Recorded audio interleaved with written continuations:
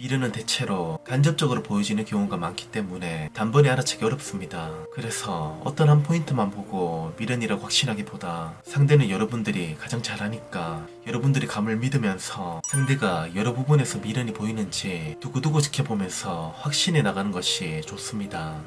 안녕하세요 여러분들, 지훈카입니다. 오늘은 상대의 미련을 확인하는 방법에 대해서 얘기해보겠습니다. 이별 후 나만 이렇게 미련이 남고 힘든 건지 다들 상대의 마음이 궁금할 겁니다. 그래서 상대에게 자꾸 미련을 찾으려고 하고 작은 변화에도 미련이 아닌지 의미부여를 하며 헷갈려 하시는 분들이 많습니다. 근데 상대가 술을 먹고 연락이 온다던가 서로가 아는 지인에게 자꾸 내 안부를 묻는다던가 이런 직접적인 행동에서 여러분들이 헷갈리는 게 아니라 간접적인 부분에서 많이들 헷갈려 합니다. 상대가 여러분들의 인스타 스토리를 염탐하고 SNS에 서로가 아는 특정 사진을 올린다든지 카카오톡 배경음악을 슬픈 걸로 설정하며 상대가 평소와 다른 모습을 보일 때 미련을 보이는 건지 헷갈릴 겁니다. 이별 후 얼마 안 된 상황에서 상대가 저런 모습을 보인다면 어느 정도는 미련이 아닌지 의심해봐도 괜찮습니다. 다들 미련을 너무 어렵게 생각하는데 진짜 미련은 여러분들이 헷갈리지 않고 알기 쉬울 겁니다. 상대가 정말 여러분들에게 미련을 보이는 게 맞다면 내 힘든 마음을 알아주길 바라는 마음이 내재되어 있을 텐데 여러분들이 헷갈리게끔 미련을 보이진 않을 겁니다. 사진을 올리더라도 여러분들이 딱 알 수 있는 의미 있는 사진 올릴 거고 술자리 사진들을 올리면서 힘든 티를 팍팍 내거나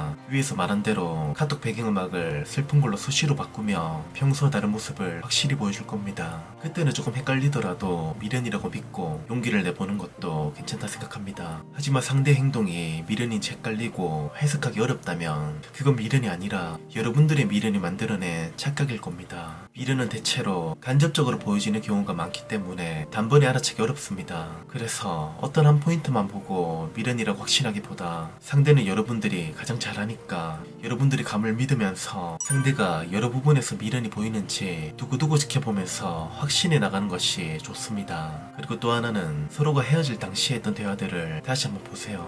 헤어지고 나서 다들 이성적으로 행동하기 힘들어서 헤어질 당시에 힘들었던 생각은 안 하려고 하는데 서로가 어떤 부분이 안 맞아서 헤어졌더라도 정말 안 볼 것처럼 대화를 끊고 형식적으로 마무리를 한 게 아니라 마지막까지 서로를 챙겨주면서 앞으로를 신경 써주고 힘들게 서로를 보내줬다면 어쩔 수 없이 헤어져야 되는 그 문제만큼 서로의 마음도 크기 때문에 시간이 지나서 그 문제가 해결이 되든 안 되든 그 마음이 쉽게 정리되지 않고 흔들릴 가능성이 높을 겁니다.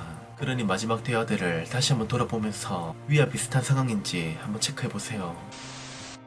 여러분들이 상대의 미련을 확인하려고 하는 이유가 상대의 마음을 확인하고 재회 타이밍을 찾기 위해서인데 미련이라는 특성 자체가 헤어짐을 통보받은 쪽은 바로 나타나는 경우가 많은데 통보를 한 쪽은 서서히 나타나는 경우가 많습니다. 그러니 당장 상대가 즉각적인 미련이 보이지 않는다고 여러분들이 감정대로 막 잡지 마시고 위에서 말한 대로 상대가 미련 없는 행동이 보이는지 한번 지켜보면서 신중하게 연락할 타이밍을 찾아보세요. 마지막으로 도움이 되었다면 구독과 좋아요 한 번씩 눌러주시고요. 다음에 더 좋은 영상으로 찾아뵙도록 하겠습니다.